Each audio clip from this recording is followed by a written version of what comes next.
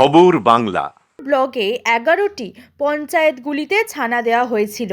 BLDO office এবং সালানপুর পঞ্চায়েত সমিতির সহযোগিতায় মঙ্গলবার বিডিও অফিসের সামনে মুরগির ছানা বিতরণ করা হয়েছিল। মোট 400 জন সুবিধাভোগীদের মধ্যে 4000 মুরগির ছানা বিতরণ করা হয়েছিল।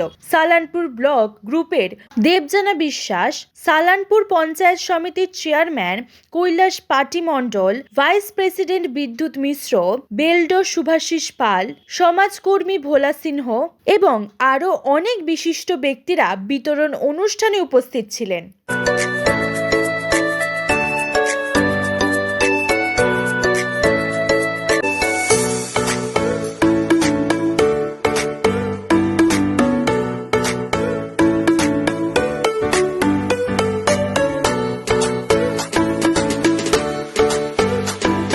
ভোজনালয়, শেয়ারশোল রাজবাড়ি, রানীগঞ্জ। Mobile number 9475505861।